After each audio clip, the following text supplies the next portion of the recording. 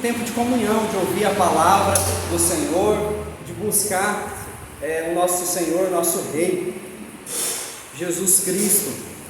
E durante esse tempo, então, nós iremos meditar, olhar, observar o Sermão do Monte. Então, convido os irmãos a abrir a palavra do Senhor em Mateus, capítulo 5, versículo 3 e 4. Para facilitar, para a gente relembrar, eu lerei os versículos de 1 a 4, tá bom? Mateus capítulo 5, versículo 1 a 4. Então, se Deus assim nos permitir, meditaremos então no decorrer desse ano no Sermão do Monte. E o Sermão do Monte vai do capítulo 5 ao 7. Então já fica meio gravado. Se o Senhor assim nos permitir, continuaremos, seguiremos. Mateus capítulo 5, versículo 1 a 4.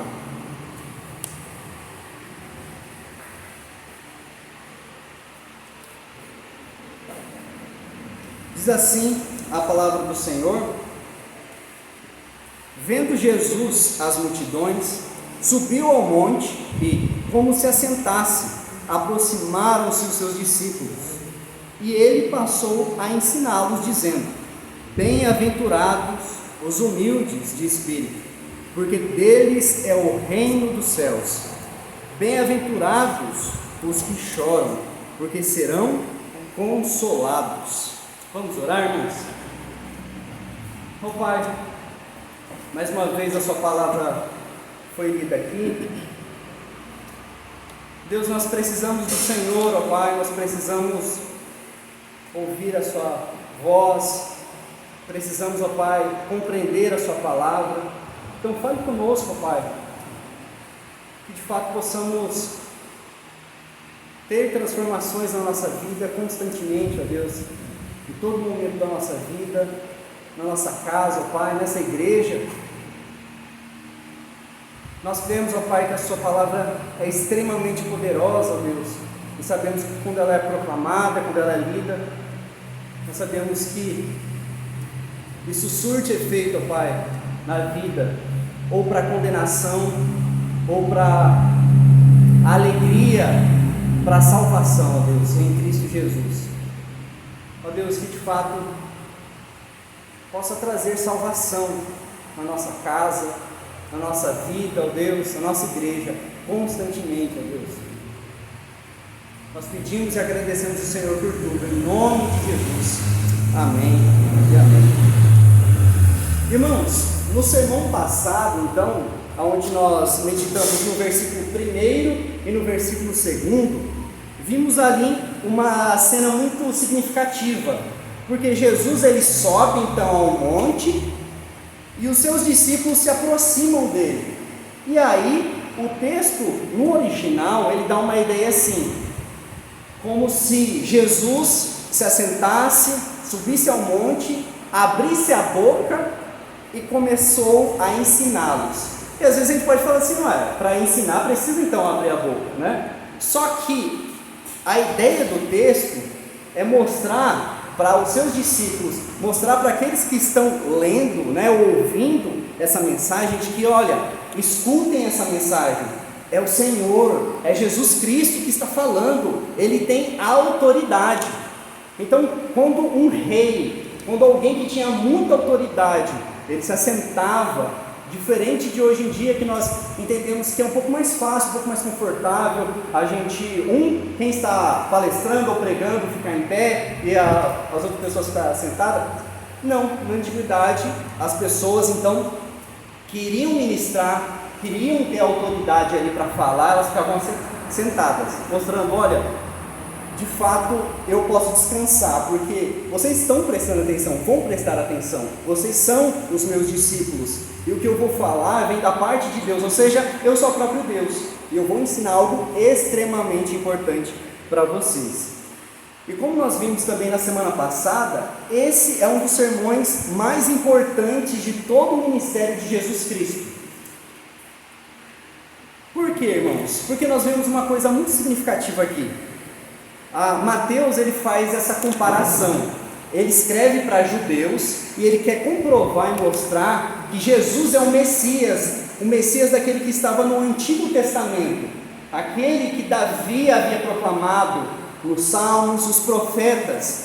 Então, ele faz uma relação muito interessante de Jesus com Moisés, Jesus com Israel, mostrando que Jesus de fato é o suficiente Salvador, porque de fato ele é o superior, ele é o maior, não há outro maior. Mesmo Moisés, que foi um grande homem do Senhor, mesmo Davi, que em Atos vai falar que ele era um homem segundo o coração de Deus, mas não se comparava à beleza, à majestade, à magnitude mesmo do Messias Jesus Cristo. Então, olha só o que o texto ele começa mostrando. Jesus ele sobe ao monte, assim e da mesma forma que Moisés subiu ao monte para receber a lei. Mas agora existe uma diferença fundamental. Agora, irmãos, não há mais mediador humano recebendo essa revelação para depois transmitir às pessoas. Agora é o próprio Filho de Deus que revela com discernimento a palavra. Ou seja, antes o Senhor enviava aos seus mensageiros e os seus mensageiros proclamavam. Aqui nesse exato momento, Jesus é aquele que veio dos céus, é aquele que de fato está proclamando a palavra dele. Ele está ensinando aquilo que ele disse anos atrás, muitos anos atrás. Então, os capítulos de número 5 a 7 do Evangelho de Mateus, Jesus nos apresenta algo que significa, de fato, como ser um verdadeiro cristão. O Sermão do Monte, a mensagem central é essa, uma mensagem de identidade. O que eu preciso ser? Qual é a minha conduta? Como eu preciso pensar? E está tudo no Sermão do Monte, irmãos. Do capítulo 5 ao capítulo 7. Por isso que é tão importante para nós. E o meu objetivo é muito simples. Que os irmãos possam observar atentamente esses textos, todos os domingos, e olhar para esse texto e olhar para a sua vida. Igual eu disse no domingo passado, a minha ideia não é provocar os irmãos em ira, a minha ideia não é apontar o dedo aos irmãos, eu apenas quero apontar o que a palavra de Deus diz. E se isso doeu em você, se isso te constrangeu de alguma forma, olhe para a palavra e olhe para a sua vida. Se tem coisas que você precisa se arrepender, mudar, mude. Aos pés da cruz, se prostre pelo sangue de Jesus diante da cruz. Mas se há coisas que você vê, poxa, eu creio que eu estou no caminho certo, continue, seja perseverante, seja corajoso, mantenha firme a sua vida cristã. E até eu coloco aqui um desafio, se possível até, fazer uma memorização, quem sabe, de algumas partes do Sermão do Monte. Eu sei que às vezes a gente fala que é coisa para criança, ou não sei, mas é uma coisa muito importante para nós. Imagina você sabe de cor, pelo menos as bem-aventuranças. Isso te ajudará nos momentos de dificuldade, nos momentos de grandes decisões da sua vida. Então, irmãos, em resumo, o Sermão do Monte não é apenas um conjunto de bons conselhos, ele é a descrição plena daquelas pessoas que de fato pertencem ao reino dos céus. Então, Jesus aqui, ele está, antes de tudo, ensinando aos seus discípulos. Se você olhar aqui nos versículos 1 e 2, ele está ensinando aos seus discípulos, ou seja, esse sermão aqui, irmãos, não é para pessoas que querem melhorar de vida. Não é. Esse sermão aqui é para aqueles que querem seguir a Cristo, e isso tem uma diferença grande. Não é para você ter uma vida estável, financeira, não é para você ter uma vida diferente do que você às vezes está buscando. Isso daqui existe um custo, irmãos. Seguir a Cristo existe um custo. E se alguém fala para vocês, e se alguém diz para vocês que não é assim, não é bem assim, está mentindo. Não é bíblico, é heresia.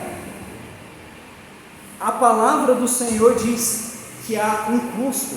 E esse custo, irmãos, é de viver uma vida íntegra, de buscar, de se permanecer firme, mesmo diante de tantas coisas erradas que podem estar acontecendo na sua família, na sua casa, ao seu redor, na cidade, no mundo, no Brasil.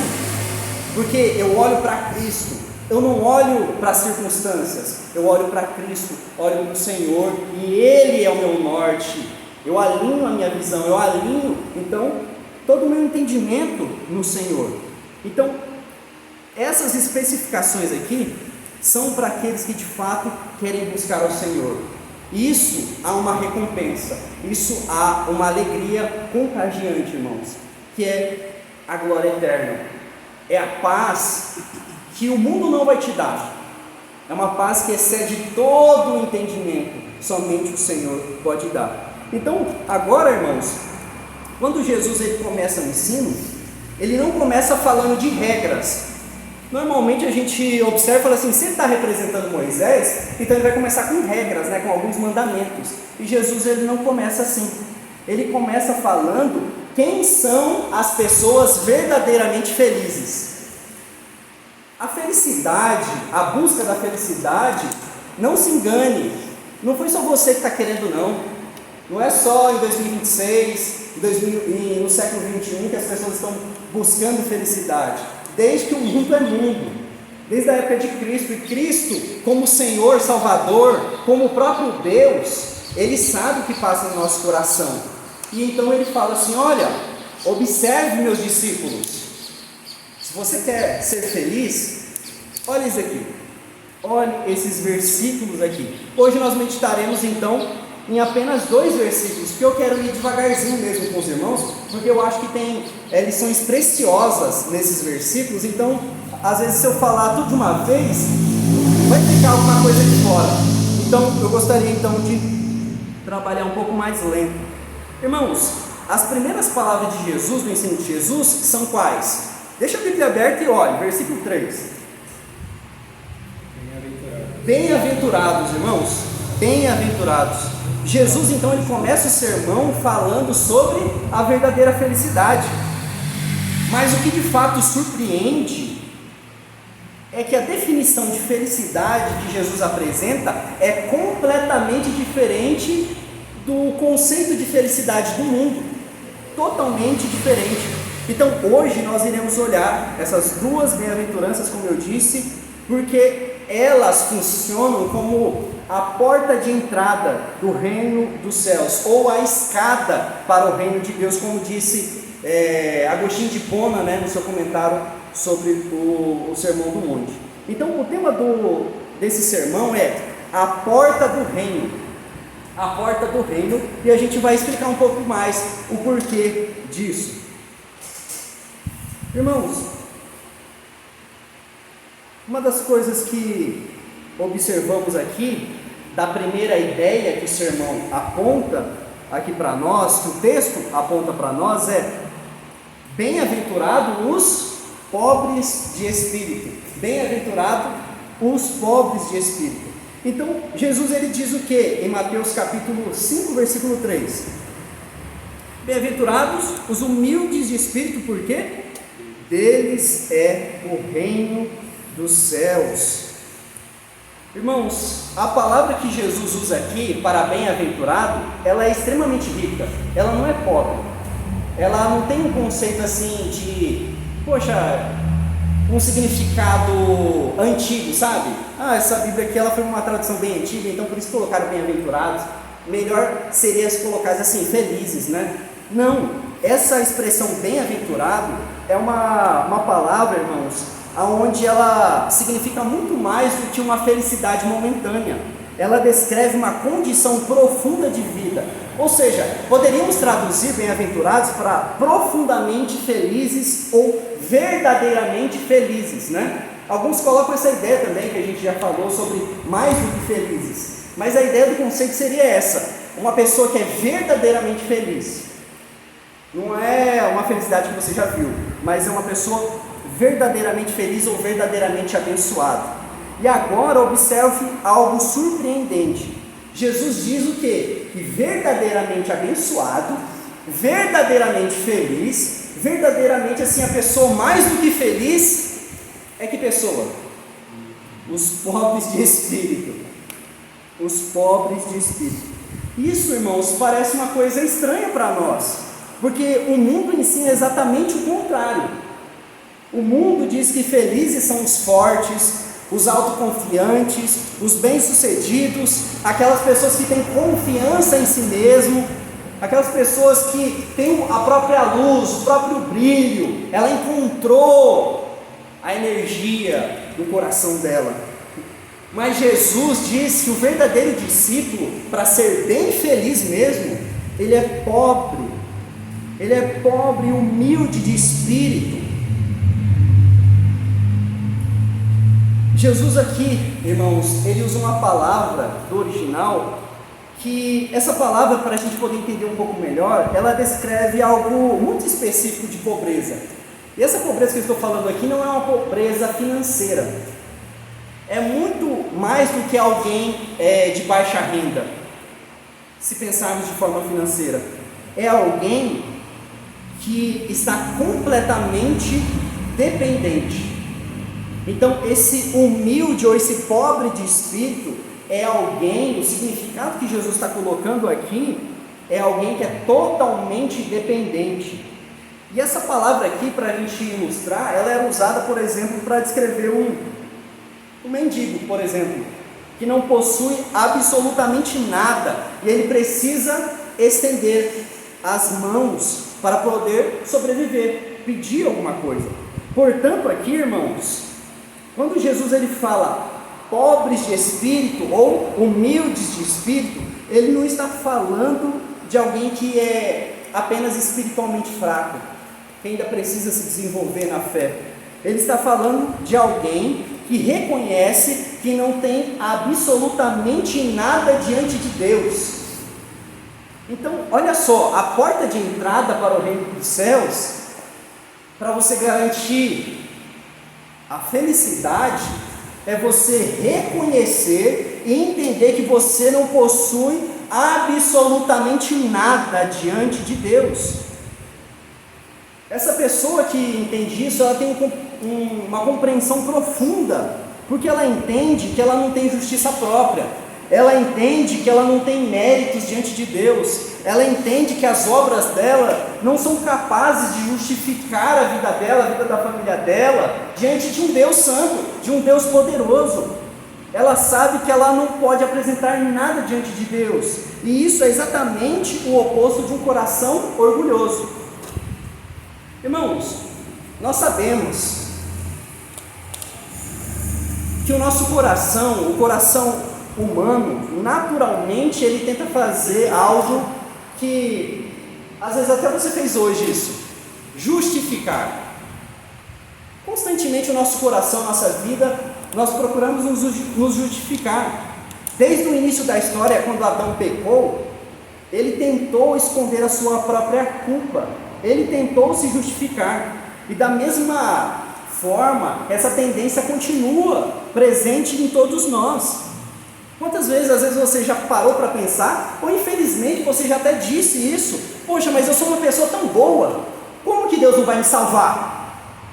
Como que Deus não vai abrir e sair correndo me abraçando, porque eu sou uma pessoa tão boa, eu nunca fiz nada de errado, eu nunca bati na minha esposa, eu não faço mal a ninguém, eu devolvo o dízimo, sabe? Sou fiel, vou na igreja, eu tento viver corretamente, eu não sou como as outras pessoas. Mas perceba, irmãos, e a gente precisa ser honesto, porque quando alguém fala assim, essa pessoa ainda não entendeu o Evangelho. Uma pessoa que ela tenta se justificar falando assim: não, mas eu acho que o Senhor vai bater nas minhas costinhas. Irmãos, talvez o Senhor sim vai te abraçar, talvez sim o Senhor vai correr em direção de você, mas você tem que entender que não são por causa dos seus méritos, e sim pelos méritos de Cristo. O Senhor vê Cristo Jesus em nós e assim Ele se satisfaz, a sua ira se satisfaz, Ele fica em paz e Ele pode assim nos chamar de filhos por causa de Jesus. Porque, irmãos, o Evangelho ele começa exatamente quando alguém reconhece a sua pobreza espiritual, dizendo assim: poxa, eu sou pobre mesmo espiritualmente, eu sou pobre, eu sei mesmo que se não fosse o Senhor, eu não reconheceria nada da minha vida. E Jesus ele conta uma parábola dessa, parecida, em Lucas 18. Dois homens, a gente conhece muito bem, com certeza os irmãos conhecem muito bem. Dois homens subiram ao templo para orar. Um era fariseu e o outro era um publicano. O publicano naquela época ele era como se fosse um traidor da pátria. Um traidor, era um judeu que estava trabalhando para o Império Romano. Então assim, de fato, era uma pessoa que iria de fato para o inferno, porque salvação não tinha mais para ele. Ele traiu o povo de Deus. E o que o fariseu ele fazia? Ele subia ao templo e orou dizendo: Senhor, eu te agradeço porque eu não sou como os outros homens. Mas o publicano, ele sequer levantava os olhos para o céu, e ele apenas dizia o quê? Deus, tem misericórdia de mim, pecador. E Jesus ele disse algo impressionante. Ele disse: o publicano que desceu para sua casa justificado. Por quê, irmãos? Porque ele reconheceu que ele era pobre de espírito. Ele reconheceu sim que ele tinha feito coisas erradas. Ele reconheceu sim que ele havia traído sim a sua pátria. E ele tinha o entendimento, ele falou: Senhor, eu não deveria nem estar aqui, ó Pai, mas tem misericórdia de mim, ó Deus. Ele sabia que ele não tinha nada para oferecer, e por isso que ele só clama por misericórdia. O pastor João Calvino, ele disse algo muito profundo sobre isso. Ele afirmou: a porta do reino de Deus se abre apenas para aqueles que se humilham e reconhecem a sua própria miséria. Isso, irmãos, é extremamente importante. É estranho quando a gente fala isso, né? Parece assim: poxa, mas que coisa, que palavra dura, que palavra forte, né? Mas, irmãos, esse é o peso do pecado.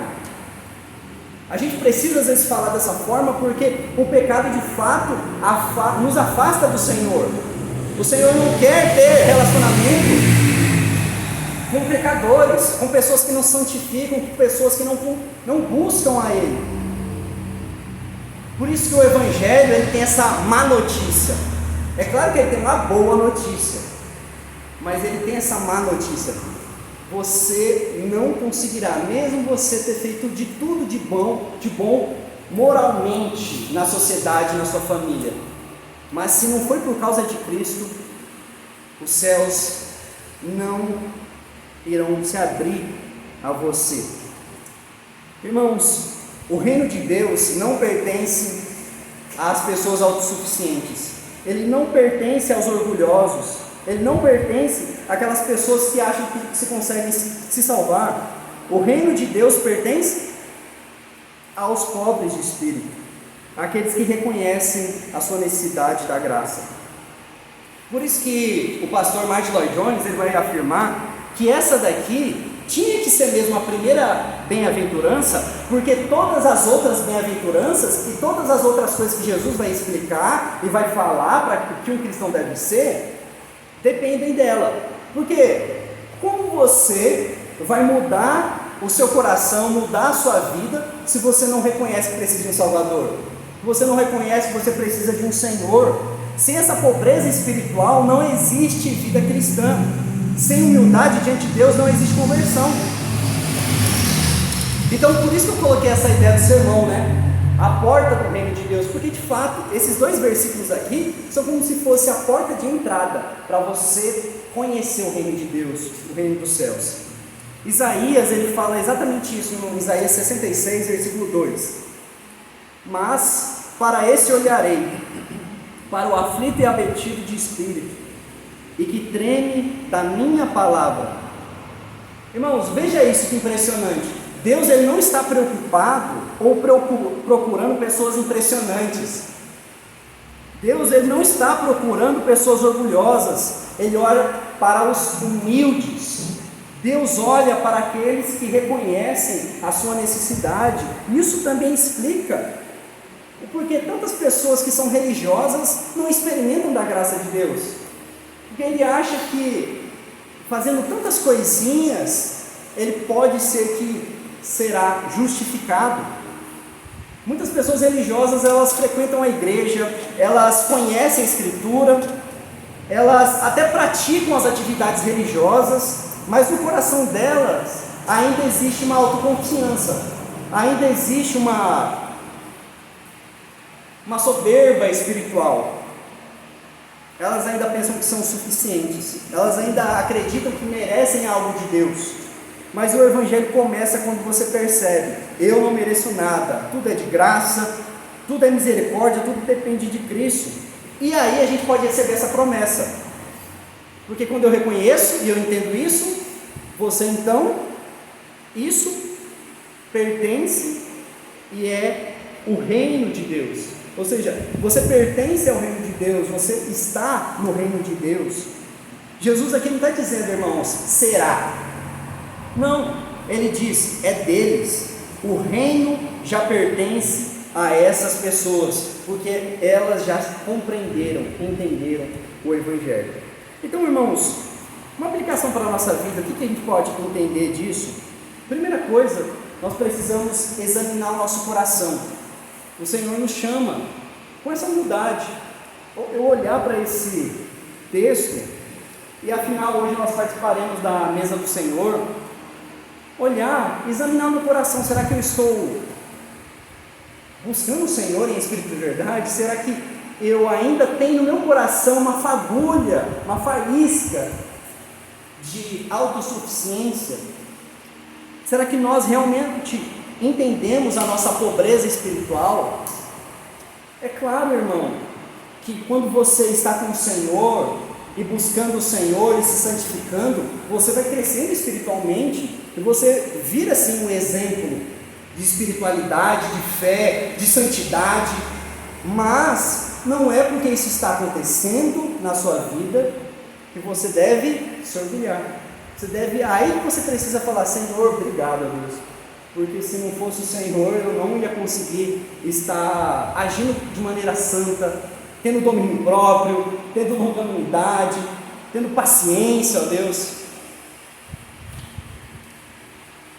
Pense de fato como está a sua vida, o seu coração diante do Senhor.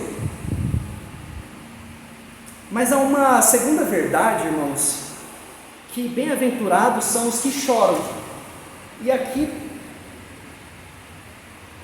traz um conceito precioso para nós. Então, vou ler mais uma vez o versículo 4. Deixa eu tomar uma água.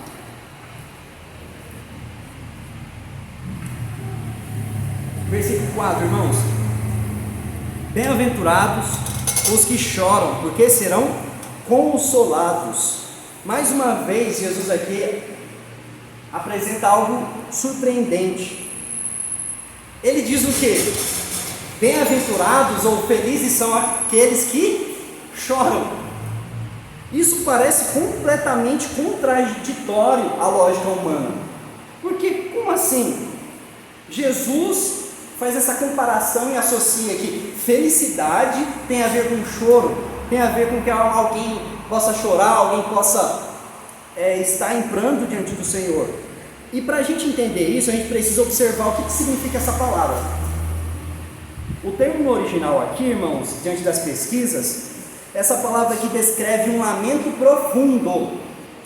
Essa palavra aqui, ela era usada para descrever um choro intenso. Um choro intenso de, por exemplo, alguém que perdeu um ente querido.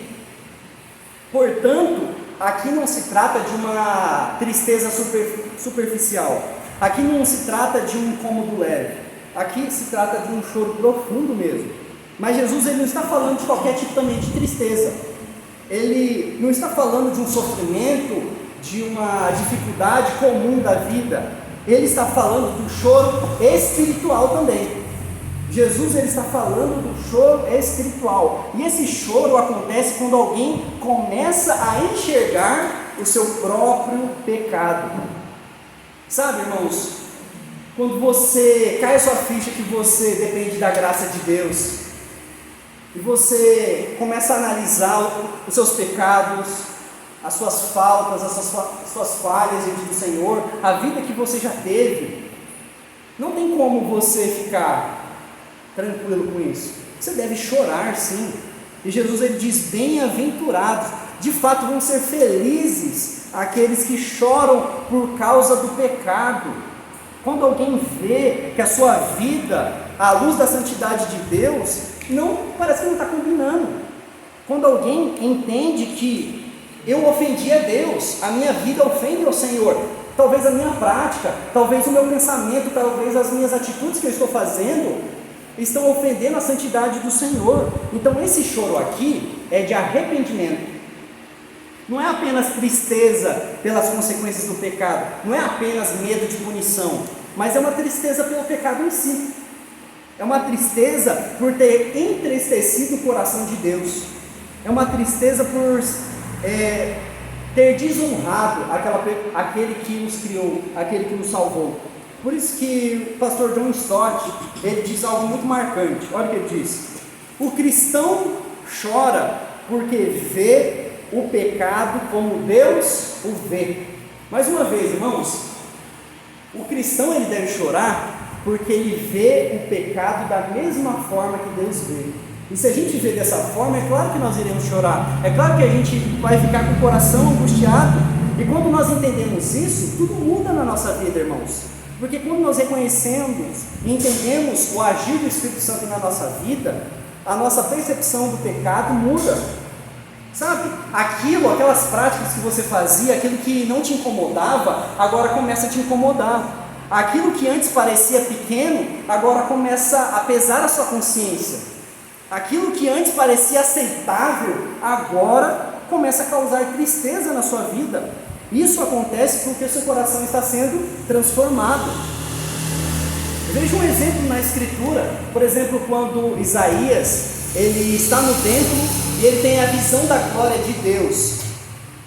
Talvez a gente pensaria: poxa, Isaías viu a glória de Deus, Deus se manifestou perante ele dentro da sua glória, ali no templo, para Isaías. Então ele saiu celebrando, né? Ele saiu celebrando a sua espiritualidade, um momento maravilhoso dele. Mas ele disse o seguinte, ele falou totalmente ao contrário. Ele disse: ai de mim, estou perdido.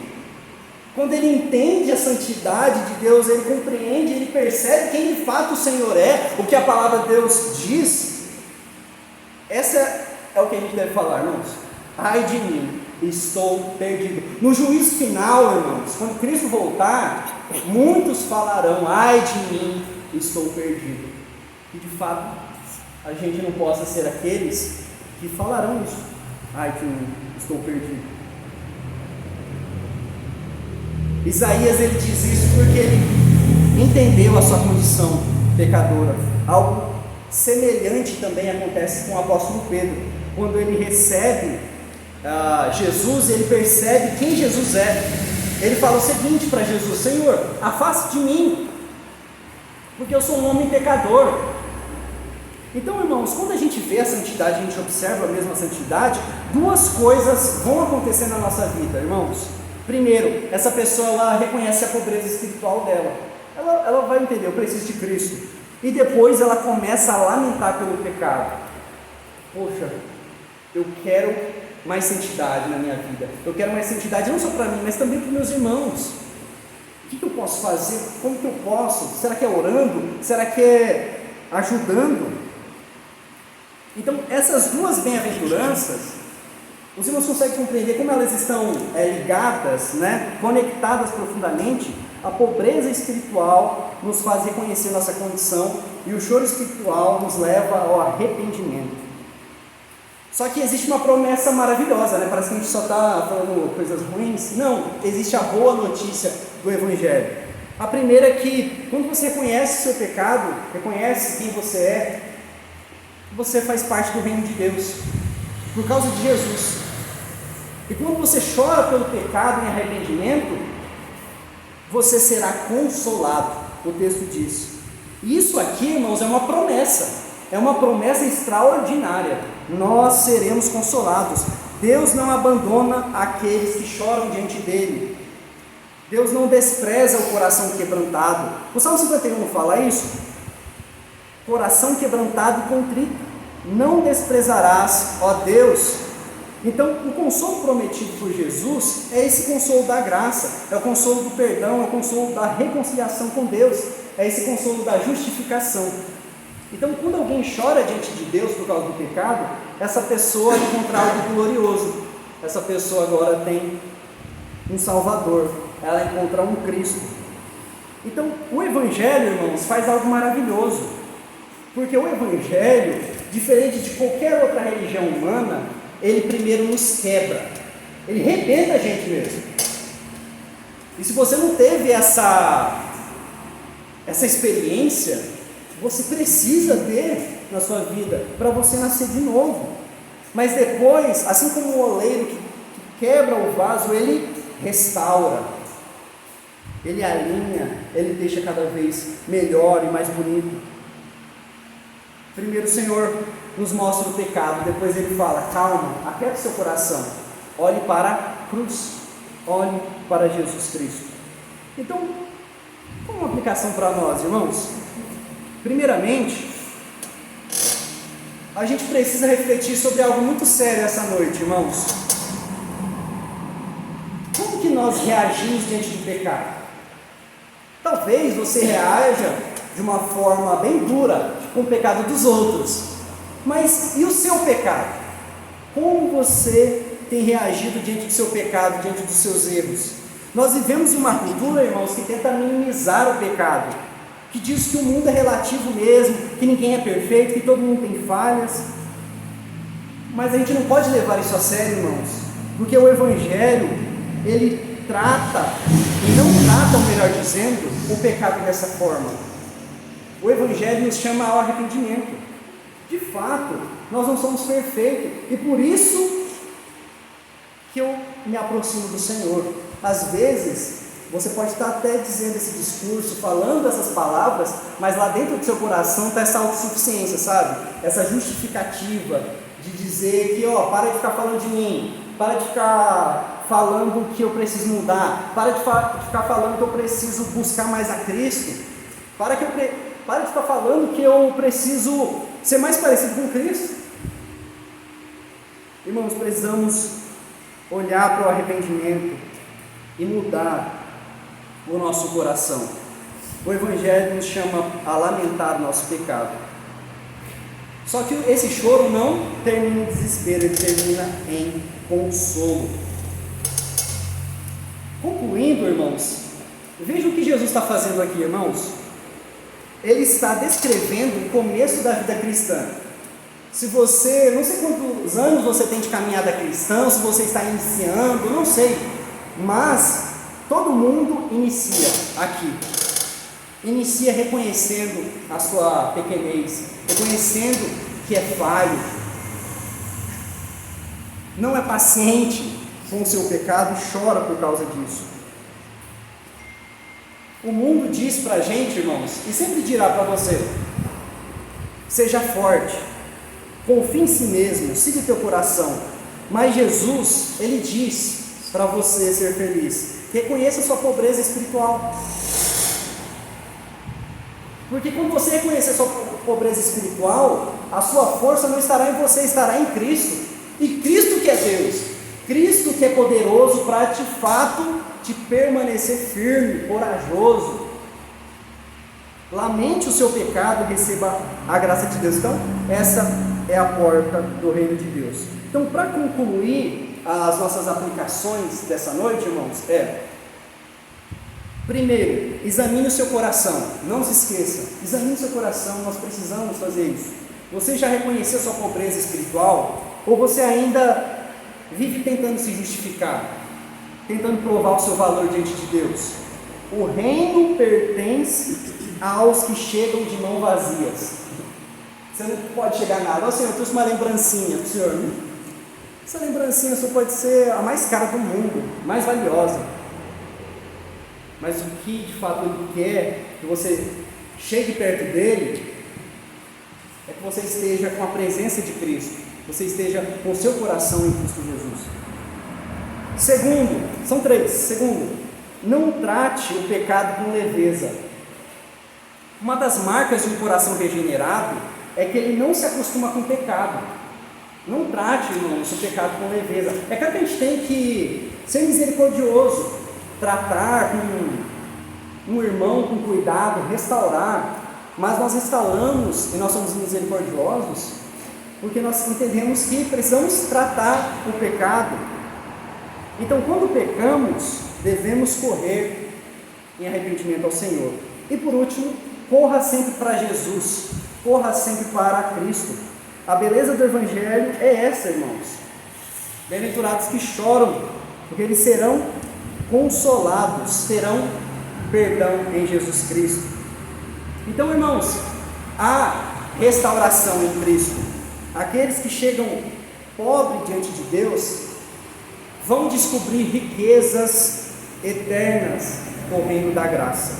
Que o Senhor possa ter misericórdia de nós e que, mesmo diante de uma mensagem, mesmo diante de algo que com certeza vocês já ouviram, mas se está na palavra do Senhor, é porque a gente precisa revisitar constantemente, não esquecer disso, porque a partir do momento que nós esquecemos, irmãos, de quem nós somos e precisamos lamentar o nosso pecado, a gente pode se afastar do Senhor e ir para o orgulho, e ir para o auto-engrandecimento.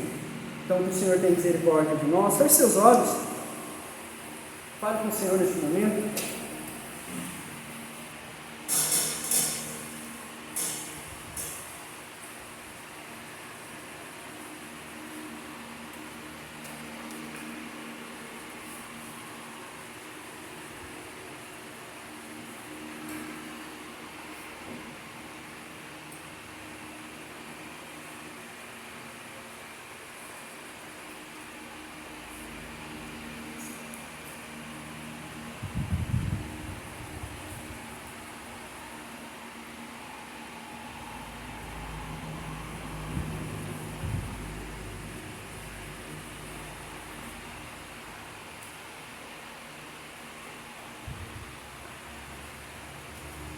Senhor nosso Deus, mais uma vez nos colocamos, ó Pai, diante da Tua presença essa, ó Pai, que reconhecemos que somos pecadores, somos indignos, ó Pai, reconhecemos, ó Pai, que necessitamos de Cristo, ó Deus, e obrigado, ó Pai, porque o Seu amor nos inunda, a Sua graça nos preenche, ó Pai, consola o nosso coração. Ó Deus, se há alguém aqui ainda, ó Deus, que está com dificuldade ainda de reconhecer, ó Pai, que o Senhor é o Senhor dos exércitos, ó Deus, que o Santo Espírito possa abrir o coração, dê entendimento, para que possa acontecer transformações, ó Deus, constantemente, não só na vida dessa pessoa, Pai, mas de cada um presente aqui, cada irmão, cada irmã aqui, ó Deus, porque nós necessitamos de Ti, ó Pai, que possamos ser marcados, ó Pai, com pessoas que são dependentes de Ti, ó Deus, nós somos falhos, ó Pai, e possivelmente esqueceremos de muitas palavras que ouvimos hoje, ó Deus, muitas coisas que nós meditamos nesse dia. Então, Pai, eu peço mais uma vez, tenha misericórdia de nós, para que ao decorrer dessa semana a gente não esqueça, ó Pai, porque de fato, quando sairmos daqui, ó Pai, nós enfrentaremos o mundo, nós enfrentaremos o maligno, ó Pai, nós enfrentaremos o nosso próprio coração, e ó Pai, nós precisamos do Senhor para nos manter firmes e fixos, ó Pai, na cruz em Cristo, na nossa salvação. Pedimos isso, ó Deus, e agradecemos. Em nome de Jesus. Amém.